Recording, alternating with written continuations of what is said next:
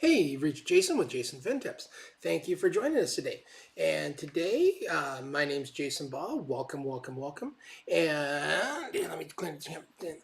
My name's Jason Ball. I'm a certified financial planner, chartered financial consultant, and chartered life underwriter.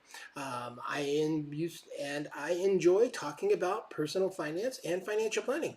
And today, I wanted to talk about a topic that I just recently did a blog post on, and that was tax planning for your retirement. Um, this is something that I think a lot of people don't really think enough about when they go into retirement, but it's something that can have a huge effect on making the retirement last a couple years longer if possible. So the big thing is so you don't outlive your money. So you don't have to pay less taxes and you don't outlive your money. So there's a lot of things we can do in just developing a smart financial plan and retirement income plan that's tax efficient. And so I just wanted to kind of go over a few of those.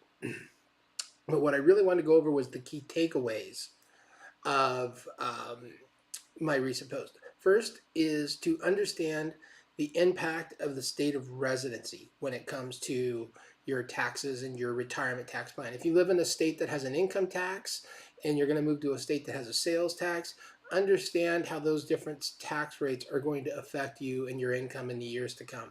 And so being able to evolve and adapt is something really important.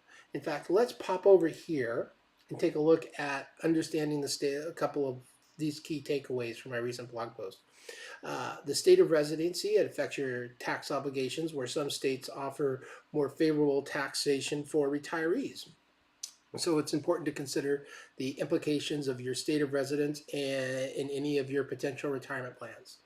So, second is diversification of tax strategies. I know what does that mean? People say diversification. Really, that means having the options of some tax deferred, some tax free, or taxable retirement accounts. So this can help minimize your overall tax burden. And this is part of a retirement plan tax strategy that would be a strategic plan that you would put together with your advisor, so say a certified financial planner, and coordinate that with your CPA so that they can and then build out your plan to come up with a strategy that works for you. Also, you can't just it's not just a one time I do a financial plan and I do my tax plan and it just stays there. Really, because of there's tax law changes, people move, it's something, and then incomes go up and down. It kind of makes it to where a continually reviewing with an annual review of your financial and your retirement distribution and your tax strategy is something that should almost be done on an annual basis, or when there's new tax laws or your personal circumstances change. So it's not something that's just a set it at one time and forget it. It's something that kind of requires ongoing management for your taxation, and you're part of your retirement tax plan. Next, I want to take a look at optimize your withdrawal strategies. So strategic withdrawals are ways that you can draw from different types of accounts that can reduce your overall taxes that are owed if you, based on how you take distributions from those. And that's something that usually you want to take and do some do some planning on so that you can have a really good idea of what your tax picture is going to look like, not only in the next couple of years, but long term. Finally, in how you do some of this, it really revolves, getting really good with understanding the tax laws, working with your CPA and a certified financial planner, for example, having them work together, and then running for multiple tax strategy scenarios and taking a look at what you're going to do, and also looking at different states and understanding that you should have a tax strategy as part of your financial plan.